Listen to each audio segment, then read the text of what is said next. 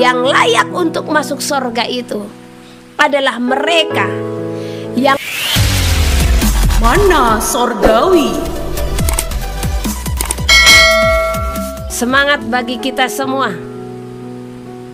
Jangan pernah surut. Apapun yang terjadi, jangan pernah surut. Jangan pernah tergoyahkan iman saudara. Walau badai di hadapan kita, walau besar pencobaan-pencobaan yang terjadi ya, walau banyak ujian-ujian, banyak hasutan-hasutan yang menghasut saudara untuk bergoyah dari iman, jangan pernah tergoyahkan ya. Sebab kita harus kokoh, dan hati kita harus seperti emas murni yang diperbaharui ya, seperti emas murni yang tidak pernah berubah-ubah ya. Dan inilah yang harus kita persembahkan ke bait suci.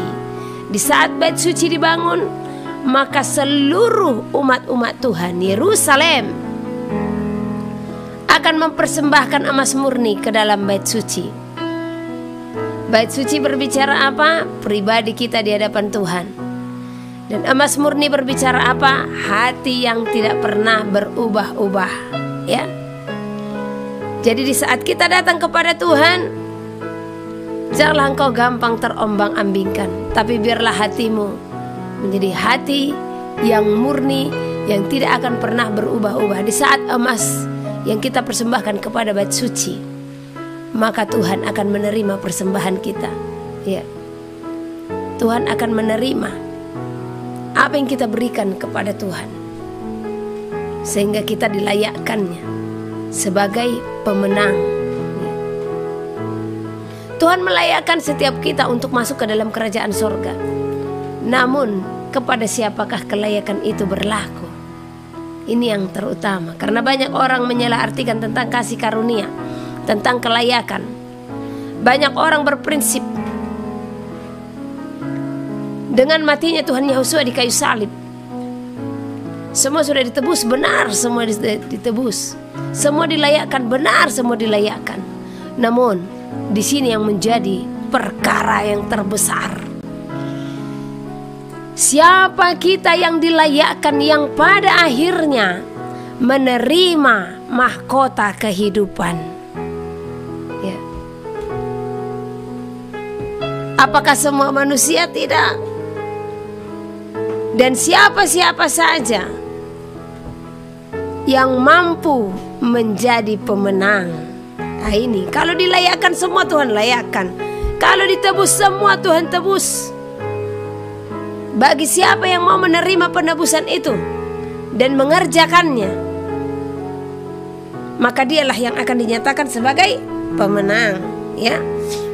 Nah, jadi di sini kita harus memahami kematiannya, penebusan yang Tuhan berikan. Semua itu hanyalah sebagai kesempatan bagi kita untuk masuk ke dalam kerajaan sorga. Bukan bahkan bagi kita untuk semena-mena ya, melakukan apa yang bukan kehendak Bapa di sorga. Banyak orang ya yang berpendapat di saat kami memberitakan kebenaran, penilaian mereka sangat minim tentang kasih karunia. Mereka mengatakan, apa iya Tuhan seperti itu? Di saat saya menyampaikan setitik noda ya, sekecil apapun kesalahan itu, maka itu akan menjadi noda di jubah putih kita yang akan menghalangi kita untuk masuk ke dalam kerajaan sorga. Jadi sekecil apapun kesalahan kita, di saat waktu Tuhan tiba dalam hidup kita, atau di saat Tuhan datang dan kita didapatinya tidak setia, kita didapatinya bercacat dan bernoda, walaupun noda itu setitik, maka kita tidak akan layak masuk ke dalam kerajaan sorga. Itu jelas, itu firman Tuhan, bukan apa kata saya. Jadi selidiki hidup saudara. Ya. Bukan menakut-nakuti di saat saya menyampaikan itu, tapi itu adalah kenyataan. Itu adalah kebenaran. Jadi banyak orang berpendapat, ya, apa iya Tuhan sekejam itu? Atau bahkan banyak orang berpendapat, ya, di saat kita menyampaikan tentang perbuatan, di mana kita harus melakukan seluruh firman Tuhan, seluruh perintah-perintah Tuhan, maka mereka selalu berpendapat, apa gunanya penebusan? Saudara terkasih, saya sampaikan kepada saudara,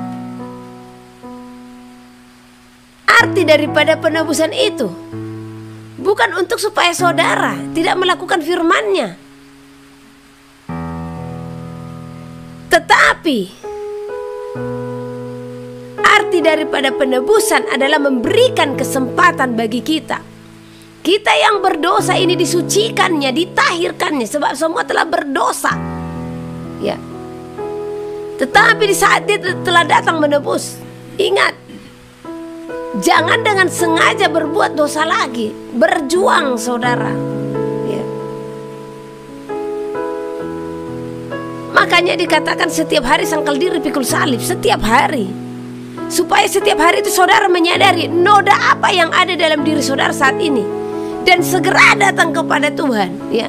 Segera untuk menanggalkan segala dosa dan kesalahan itu. Penebusan yang Tuhan berikan bukan yang menghapuskan perintah-perintahnya.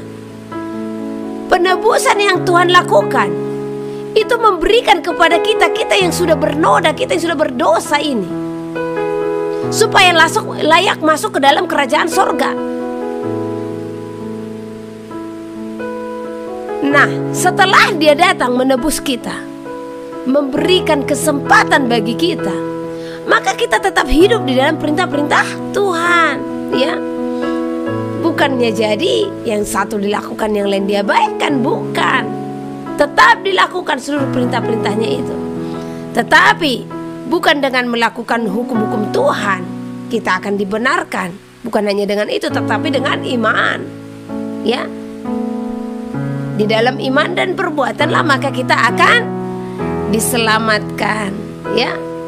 Jadi yang layak untuk masuk surga itu adalah mereka yang setiap hari sangkal diri dan pikul salib, yang setiap hari benar-benar membereskan hidupnya, yang setiap hari benar-benar menyadari segala kesalahan, kelemahan, kekurangan di hadapan Tuhan, di hadapan manusia.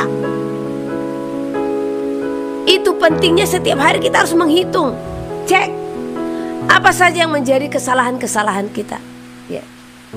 Di saat saya berkata demikian, bukan berarti saya benar 100%. Saya juga tetap dalam perjuangan, tetapi saya berjuang. Dan saya bersyukur bagaimana Tuhan selalu menegur dalam setiap kesalahan.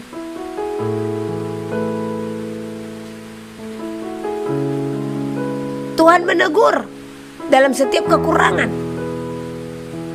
Dan saya bersyukur di saat teguran itu masih diberikan. Jadi saudara, kalau satu contoh, ya, ada seorang hamba Tuhan dan Tuhan memakai dia untuk memberikan peringatan kepada saudara, jangan tersinggung, jangan sakit hati, ya.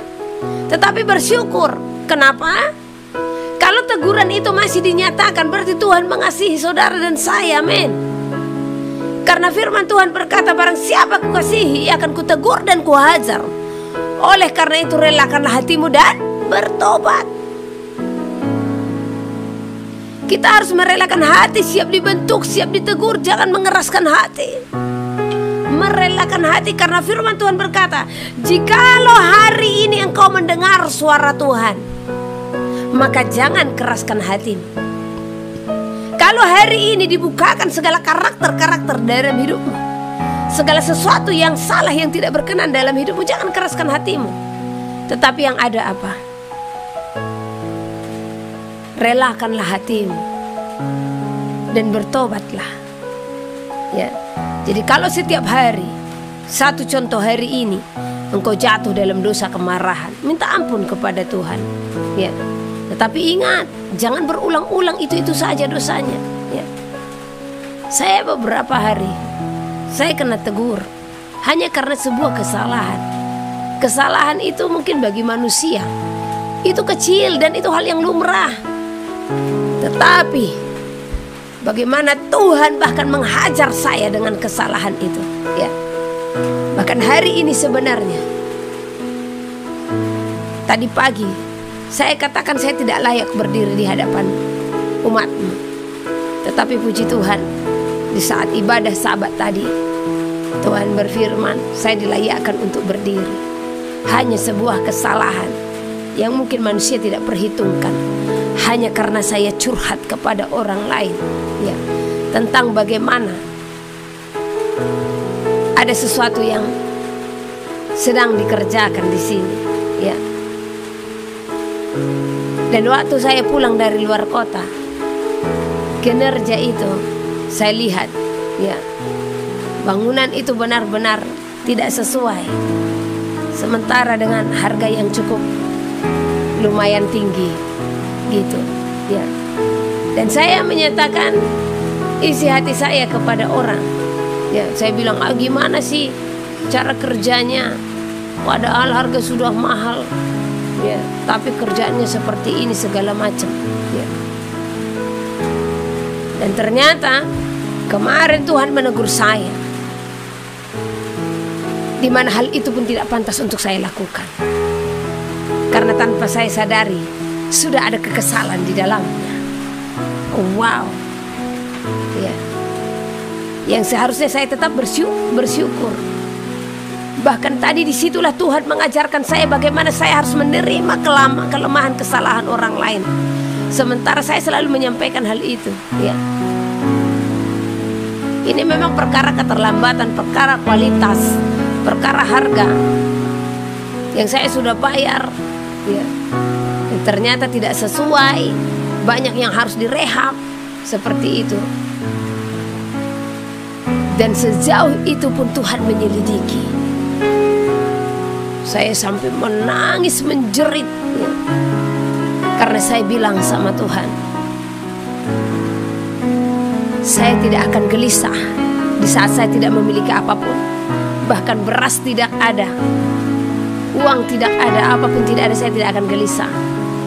Tetapi yang membuat saya gelisah, di saat saya tidak bisa merasakan hadirat, di saat Tuhan itu jauh daripada saya, ya.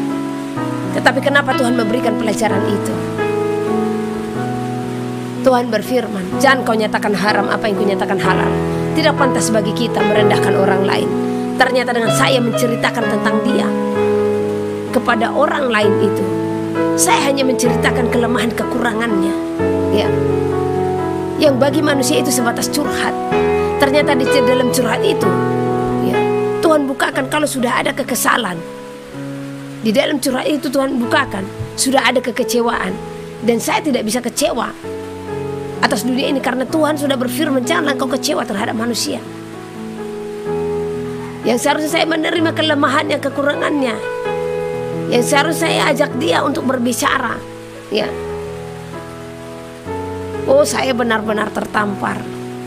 Saya menangis sejadi-jadinya, ya, di hadapan Tuhan. Saya katakan, saya yang hina ini Tuhan ampuni saya, ya. Dan pada akhirnya Tuhan pun katakan minta maaf kepadanya. Dan saya harus melakukan itu. Sekalipun secara dunia memang kita sudah dikecewakan sama dia dengan segala sesuatu, tetapi kita tidak pantas untuk mengecewa kepada dia. Karena apa? Kita harus tahu dia bukan orang yang tahu kebenaran. Dan kita harus merangkul, kita harus mengasihinya, bukan bahkan menjauhinya.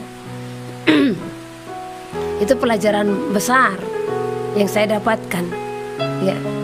Nah itu, sekecil itu pun Tuhan ajarkan, ya. Apa yang manusia wajarkan di hadapan Tuhan belum tentu itu satu kewajaran.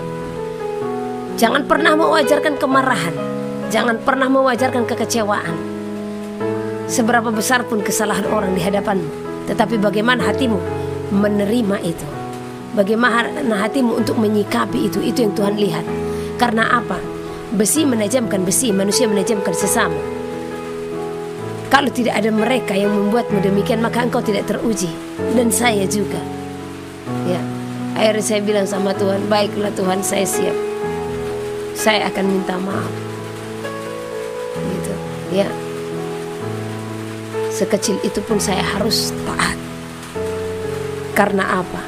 Tuhan mau orang yang benar-benar kudus. Karena dia kudus.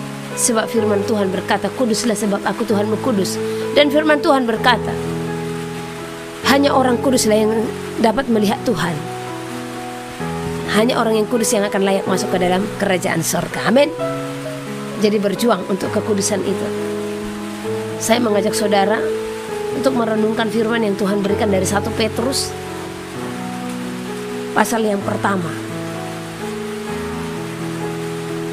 Tadi saya buat judulnya, hawa nafsu yang menguasai masa kebodohanmu.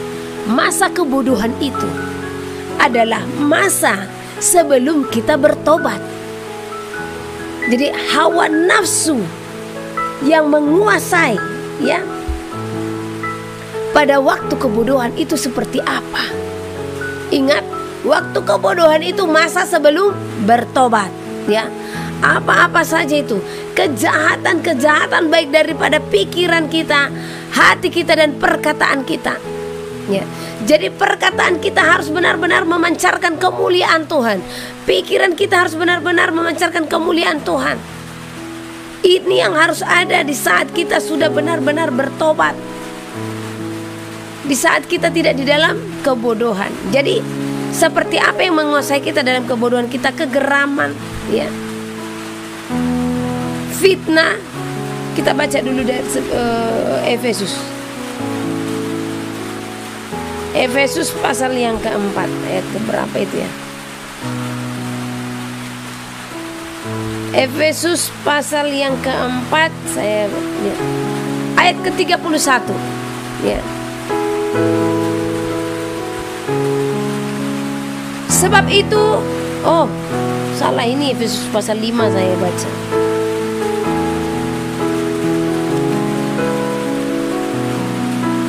Nah, apa-apa saja yang merupakan hawa nafsu yang menguasai di masa kebodohan kita, ya. Mari kita baca dari Efesus pasal yang keempat ayat 31. Segala kepahitan. Nah, kepahitan ini bentuk atau wujud daripada hati yang tidak bisa dikuasai. Jadi itu termasuk hasrat hawa nafsu. Hawa nafsu apa di sana yang berjalan, ya? Hawa nafsu kemarahan, hawa nafsu kedengkian, ya, yang menguasai kita. Di saat seorang kepahitan, dia mengizinkan dendam itu berkecamuk dalam dirinya.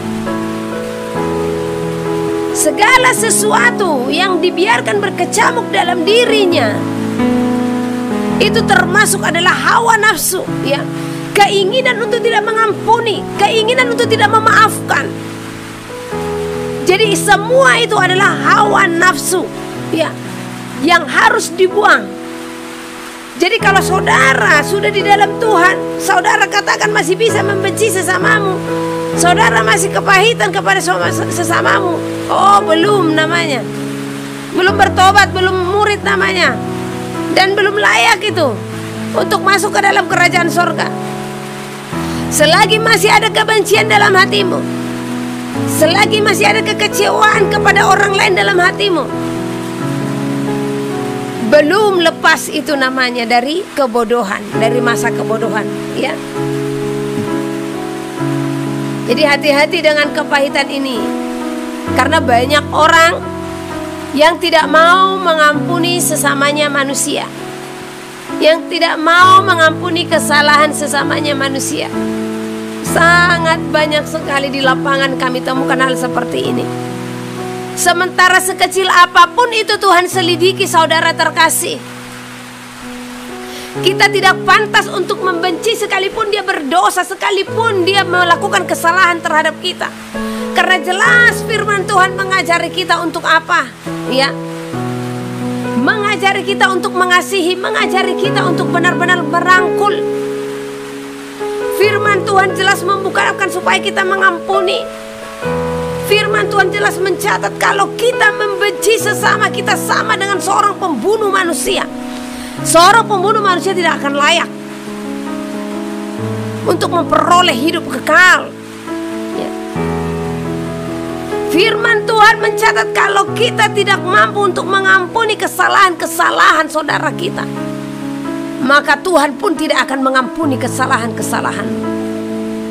Ini kita akan buka dulu dari Markus kalau nggak salah ya. Coba, saya lupa ingat tertulis di mana ya. Oke, Markus 11 pasal yang ke-25. Ini ayat yang benar-benar menampar kita supaya kita sadar akan hidup. Karena tanpa kita sadari ya, kesal saja sudah terlibat di dalam ini. Kesal saja ya. Apalagi kecewa, terlibat ya. Markus pasal yang ke-11 ayat 25. Dan jika kamu berdiri untuk berdoa, ampunilah dahulu sekiranya ada barang sesuatu dalam hatimu terhadap seorang, supaya juga Bapamu yang di sorga mengampuni kesalahan-kesalahanmu. Bahkan berdiri untuk berdoa saja, Tuhan mau supaya kita mengampuni dahulu sekiranya ada barang sesuatu dalam hatimu terhadap seseorang. Jadi kalau ada yang nyangkut di hati ini atas kesalahan orang lain ya, untuk berdoa saja Tuhan mau kita harus membereskan ini dulu ya. Bahkan ada dikatakan jikalau kita mau beribadah terlebih dahulu, bereskan dulu perselisihan, persoalan-persoalan dengan saudara-saudaramu, kata Tuhan.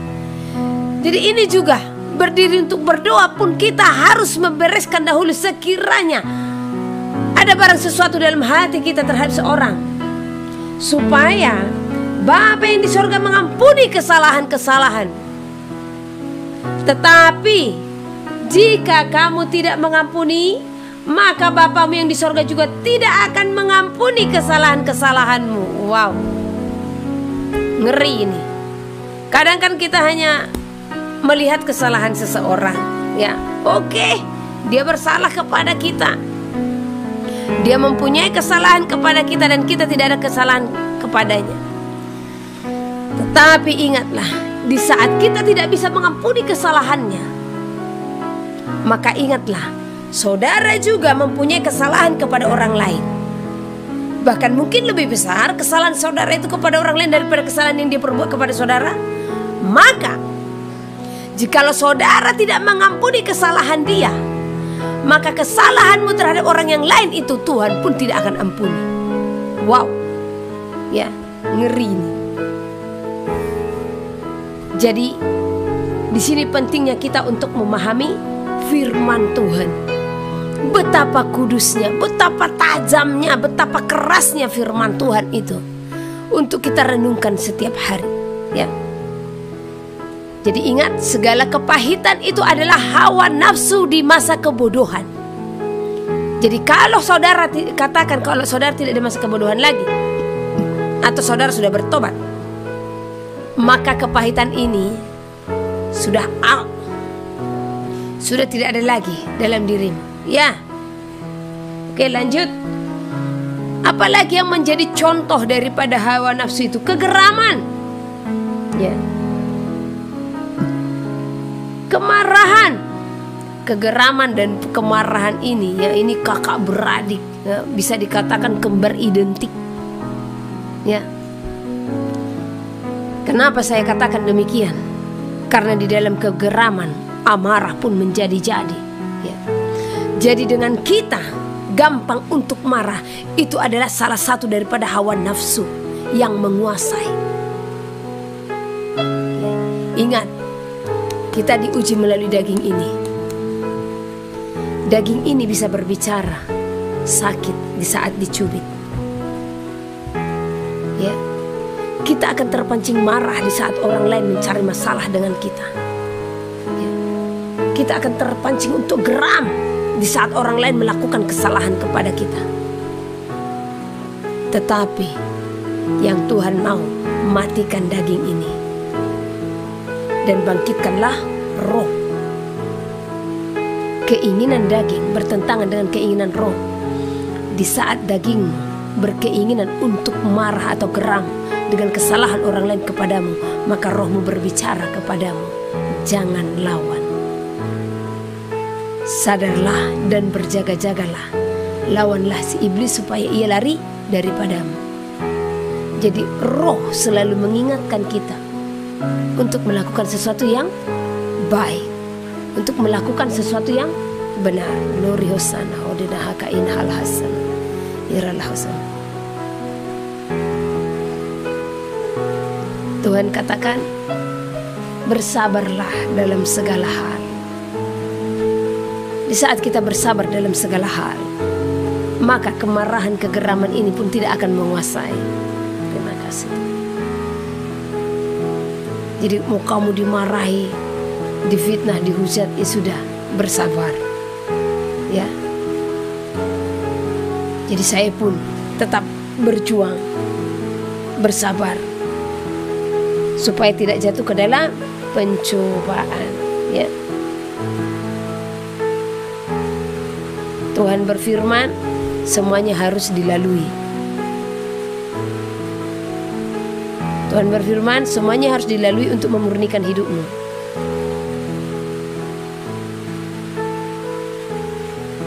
Karena pencobaan itulah yang mengasah hidupmu dan hidupku juga pastinya. Tuhan berfirman, bersabarlah dalam segala hal. Ketekunan kita akan menjadikan kita tahan uji. Ketekunanmu akan menjadikanmu tahan uji. Tuhan berfirman, berjaga-jagalah senantiasa.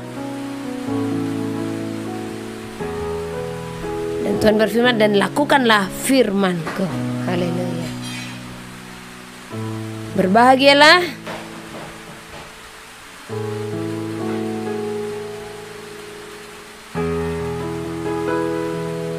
Tuhan berfirman supaya perbuatan kita benar-benar berkenan di hadapan Tuhan. Tuhan berfirman, berkat Tuhan berlimpah bagi kita. Dan berbahagialah engkau yang melakukan firman-Ku setiap waktu. Sekarang sampai selama-lamanya. Aku yang akan memberkati engkau dan yang melimpahkan sukacita juga damai sejahtera dalam kehidupanmu. Haleluya.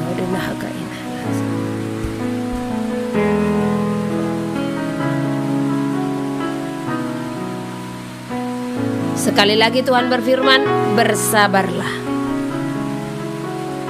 Lawanlah si jahat supaya ia lari daripadamu.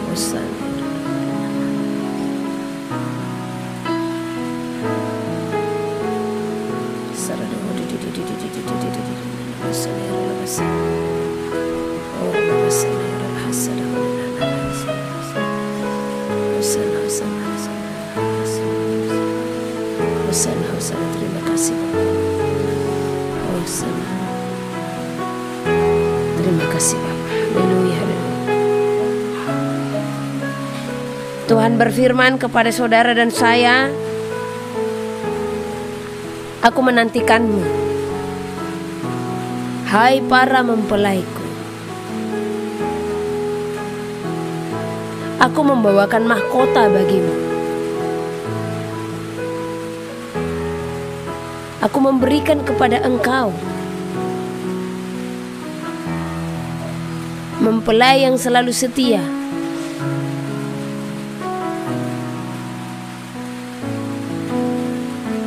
yang memberikan persembahan kepadaku, kekudusan yang hidup dalam kasih, yang mengenal aku, firman Tuhan, yang mengetahui rancanganku dan menjalankan firman-Ku. Aku memberkatimu, hai seluruh umat-Ku. Berbahagialah, sebab akulah Tuhan yang telah memanggilmu, memilih engkau, melayakkanmu untuk masuk ke dalam kerajaan-Ku. Bangkitlah dan serukanlah firman-Ku, sampaikanlah kepada seluruh bumi.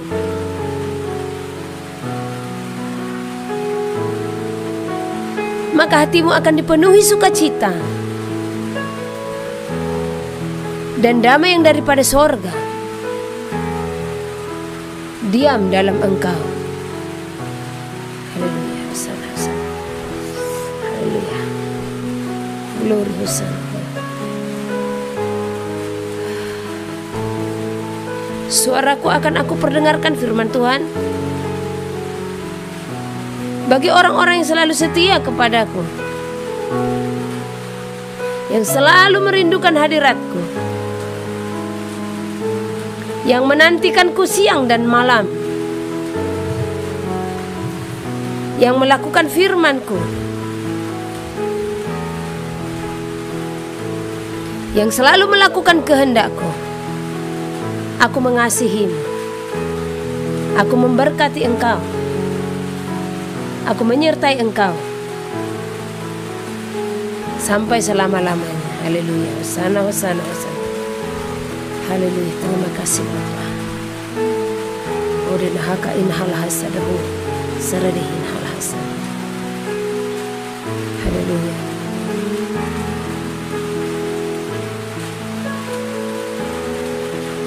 Terima kasih Tuhan. Haleluya, glory, hosana, hosana, hosana, hosana. Haleluya, haleluya. Terpujilah Engkau Bapa. Terima kasih buat firman-Mu yang meneguhkan kami. Terima kasih Bapa, Engkau hadir di tengah-tengah kami. Engkau selalu ada dalam setiap ibadah. Anak-anak-Mu yang selalu menanti-nantikan Engkau. Hanya bagimu pujian hormat kami. Terima kasih Bapa buat pesan-Mu. Glory, hosana, haleluya. Kemuliaan hanya bagimu di tempat yang maha tinggi. Haleluya, haleluya, amin. Haleluya.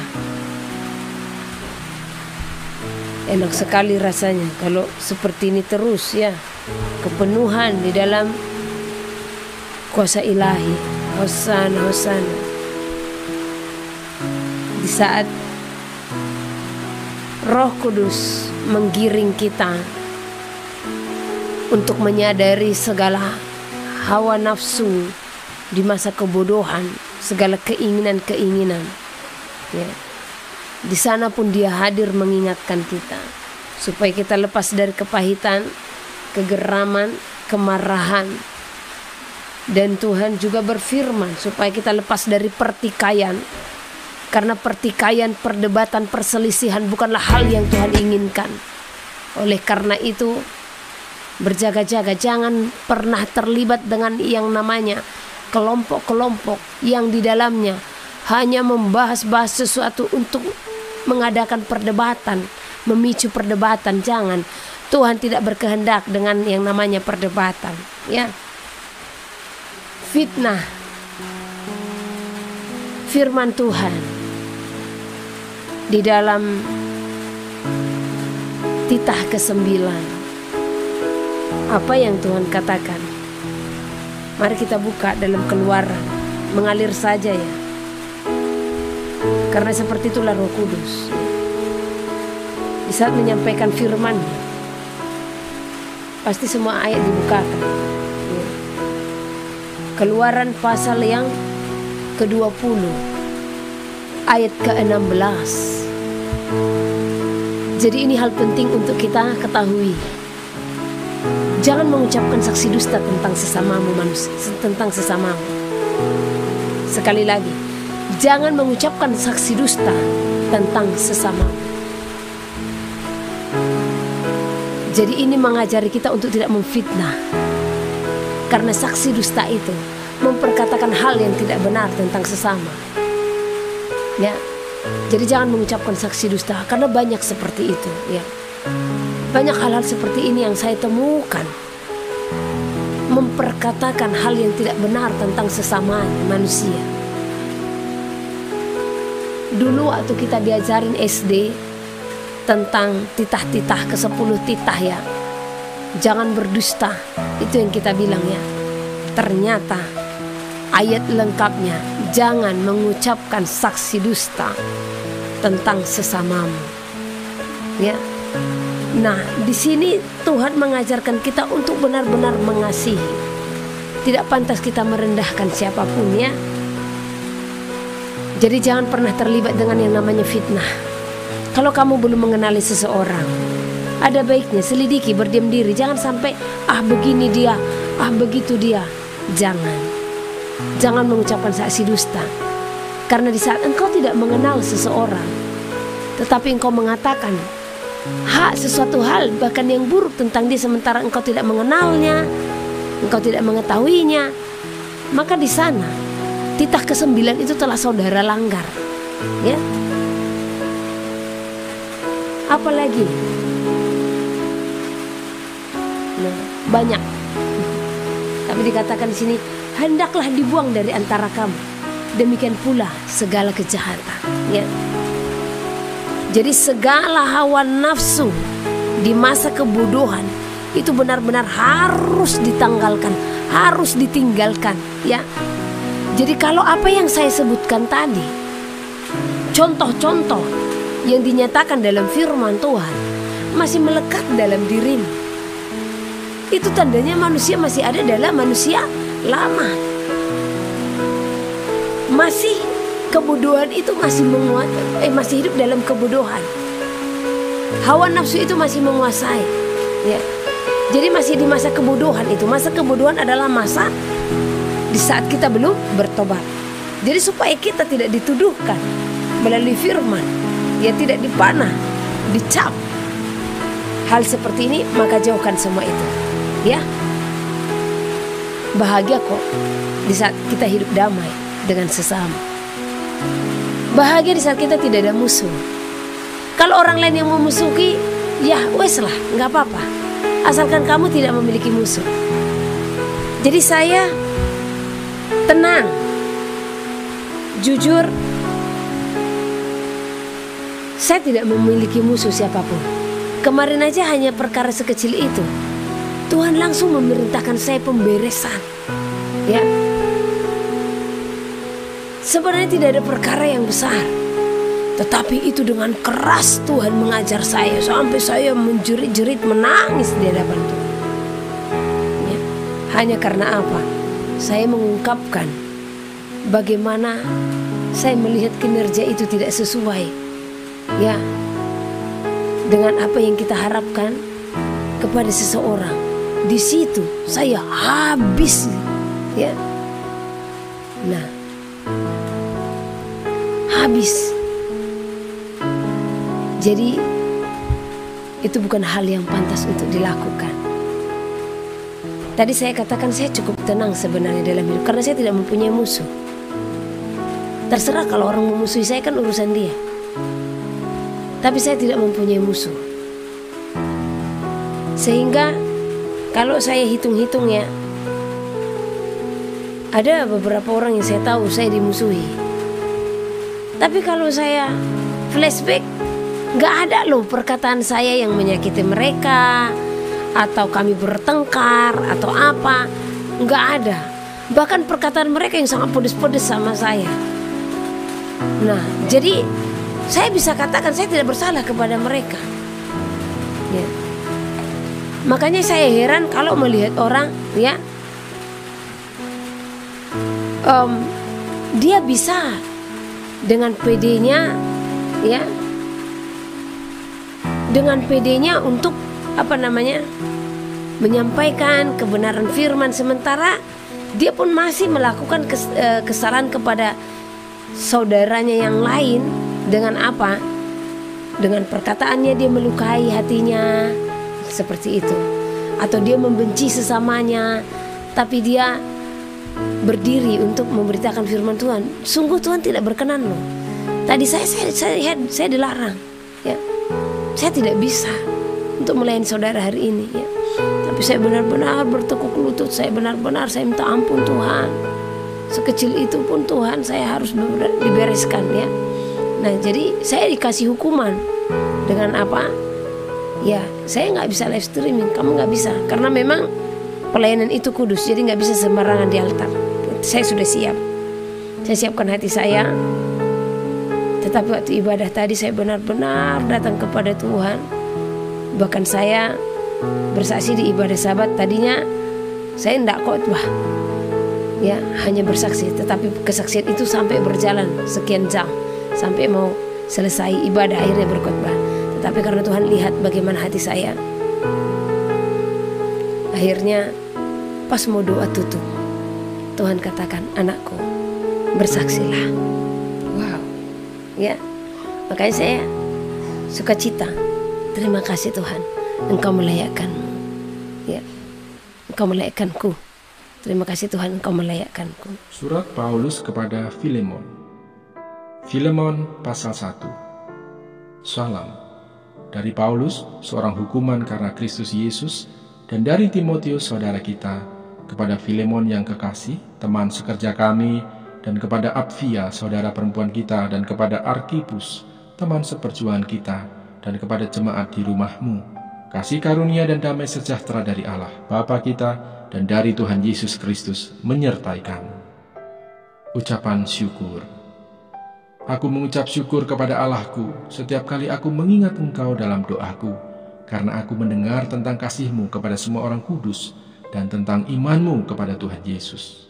Dan aku berdoa agar persekutuan-Mu di dalam iman turut mengerjakan pengetahuan akan yang baik di antara kita untuk Kristus. Dari kasih-Mu sudah kuperoleh kegembiraan besar dan kekuatan, sebab hati orang-orang kudus telah Kau hiburkan, saudaraku. Permintaan Paulus kepada Filemon mengenai Onesimus. Karena itu, sekalipun di dalam Kristus aku mempunyai kebebasan penuh untuk memerintahkan kepadamu apa yang harus engkau lakukan, tetapi mengingat kasih-Mu itu, lebih baik aku memintanya daripadamu. Aku, Paulus, yang sudah menjadi tua, lagi pula sekarang dipenjarakan karena Kristus Yesus, mengajukan permintaan kepadamu mengenai anakku yang kudapat selagi aku dalam penjara, yakni Onesimus. Dahulu memang dia tidak berguna bagimu, tetapi sekarang sangat berguna baik bagimu maupun bagiku. Dia kusuruh kembali kepadamu. Dia yaitu buah hatiku. Sebenarnya aku mau menahan dia di sini sebagai gantimu untuk melayani aku selama aku dipenjarakan karena Injil. Tetapi tanpa persetujuanmu aku tidak mau berbuat sesuatu, supaya yang baik itu jangan engkau lakukan seolah-olah dengan paksa, melainkan dengan sukarela. Sebab mungkin karena itulah dia dipisahkan sejenak daripadamu, supaya engkau dapat menerimanya untuk selama-lamanya, bukan lagi sebagai hamba, melainkan lebih daripada hamba, yaitu sebagai saudara yang kekasih. Bagiku sudah demikian, apalagi bagimu, baik secara manusia maupun di dalam Tuhan. Kalau engkau menganggap aku temanmu seiman, terimalah dia seperti aku sendiri. Dan kalau dia sudah merugikan engkau ataupun berhutang padamu, tanggungkanlah semuanya itu kepadaku. Aku, Paulus, menjaminnya dengan tulisan tanganku sendiri. Aku akan membayarnya, agar jangan kau katakan, tanggungkanlah semuanya itu kepadamu, karena engkau berhutang padaku, yaitu dirimu sendiri. Ya saudaraku, semoga engkau berguna bagiku di dalam Tuhan. Hiburkanlah hatiku di dalam Kristus. Dengan percaya kepada ketaatanmu, kutuliskan ini kepadamu. Aku tahu, lebih daripada permintaanku ini akan kau lakukan. Dalam pada itu, bersedialah juga memberi tumpangan kepadaku, karena aku harap oleh doamu, aku akan dikembalikan kepadamu. Salam. Salam kepadamu dari Epafras, temanku sepenjara karena Kristus Yesus, dan dari Markus, Aristarkus, Demas, dan Lukas, teman-teman sekerjaku. Kasih karunia Tuhan Yesus Kristus menyertai roh kamu.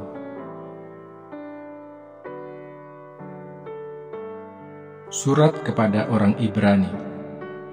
Ibrani pasal 1. Allah berfirman dengan perantaraan anaknya.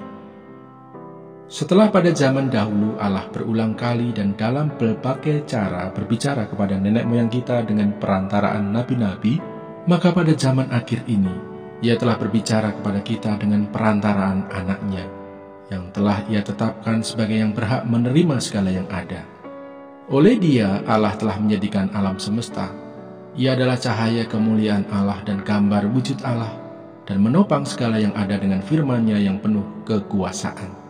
Dan setelah Ia selesai mengadakan penyucian dosa, Ia duduk di sebelah kanan yang maha besar, di tempat yang tinggi, jauh lebih tinggi daripada malaikat-malaikat, sama seperti nama yang dikaruniakan kepadanya, jauh lebih indah daripada nama mereka.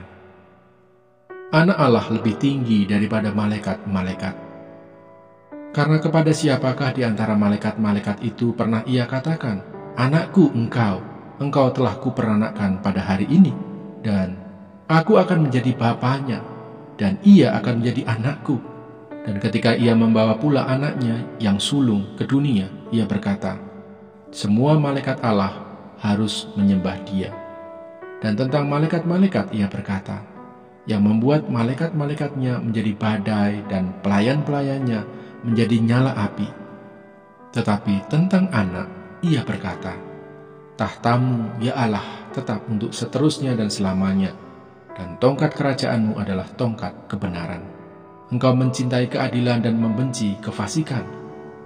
Sebab itu Allahmu telah mengurapi engkau dengan minyak sebagai tanda kesukaan, melebihi teman-teman sekutumu.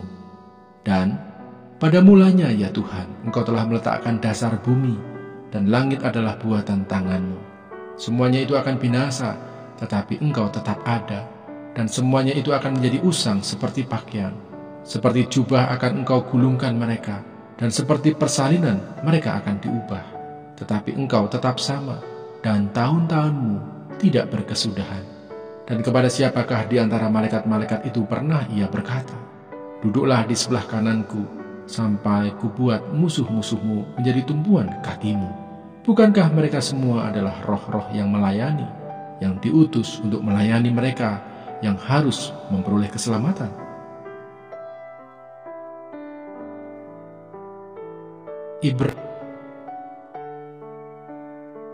Ibrani pasal 2. Keselamatan yang besar. Karena itu harus lebih teliti kita memperhatikan apa yang telah kita dengar, supaya kita jangan hanyut di bawah arus. Sebab kalau firman yang dikatakan dengan perantaraan malaikat-malaikat tetap berlaku, dan setiap pelanggaran dan ketidaktaatan mendapat balasan yang setimpal, bagaimanakah kita akan luput jikalau kita menyia-nyiakan keselamatan yang sebesar itu, yang mula-mula diberitakan oleh Tuhan dan oleh mereka yang telah mendengarnya kepada kita dengan cara yang dapat dipercayai. Sedangkan Allah meneguhkan kesaksian mereka oleh tanda-tanda dan mujizat-mujizat dan oleh berbagai-bagai penyataan kekuasaan dan karunia Roh Kudus yang dibagi-bagikannya menurut kehendaknya. Yesus seketika lebih rendah daripada malaikat-malaikat. Sebab bukan kepada malaikat-malaikat telah Ia taklukkan dunia yang akan datang yang kita bicarakan ini. Ada orang yang pernah memberi kesaksian di dalam suatu nas, katanya, "Apakah manusia sehingga engkau mengingatnya, atau anak manusia sehingga engkau mengindahkannya? Namun engkau telah membuatnya untuk waktu yang singkat sedikit lebih rendah daripada malaikat-malaikat, dan telah memahkotainya dengan kemuliaan dan hormat. Segala sesuatu telah engkau taklukkan di bawah kakinya. Sebab dalam menaklukkan segala sesuatu kepadanya, tidak ada suatu pun yang Ia kecualikan yang tidak takluk kepadanya. Tetapi sekarang ini belum kita lihat bahwa segala sesuatu telah ditaklukkan kepadanya. Tetapi Dia yang untuk waktu yang singkat dibuat sedikit lebih rendah daripada malaikat-malaikat, yaitu Yesus, kita lihat, yang oleh karena penderitaan maut dimahkotai dengan kemuliaan dan hormat, supaya oleh kasih karunia Allah ia mengalami maut bagi semua manusia. Sebab memang sesuai dengan keadaan Allah yang baginya dan olehnya segala sesuatu dijadikan, yaitu Allah yang membawa banyak orang kepada kemuliaan, juga menyempurnakan Yesus yang memimpin mereka kepada keselamatan dengan penderitaan. Sebab ia yang menguduskan dan mereka yang dikuduskan, mereka semua berasal dari satu. Itulah sebabnya ia tidak malu menyebut mereka saudara. Katanya, aku akan memberitakan namamu kepada saudara-saudaraku dan memuji-muji engkau di tengah-tengah jemaat. Dan lagi, aku akan menaruh kepercayaan kepadanya. Dan lagi, sesungguhnya inilah aku dan anak-anak yang telah diberikan Allah kepadaku. Karena anak-anak itu adalah anak-anak dari darah dan daging, maka ia juga menjadi sama dengan mereka dan mendapat bagian dalam keadaan mereka, supaya oleh kematiannya ia memusnahkan dia, yaitu iblis yang berkuasa atas maut, dan supaya dengan jalan demikian ia membebaskan mereka yang seumur hidupnya berada dalam perhambaan oleh karena takutnya kepada maut. Sebab sesungguhnya bukan malaikat-malaikat yang ia kasihani, tetapi keturunan Abraham yang ia kasihani. Itulah sebabnya maka dalam segala hal ia harus disamakan dengan saudara-saudaranya, supaya ia menjadi imam besar yang menaruh belas kasihan dan yang setia kepada Allah untuk mendamaikan dosa seluruh bangsa. Sebab oleh karena ia sendiri telah menderita karena pencobaan, maka ia dapat menolong mereka yang dicobai.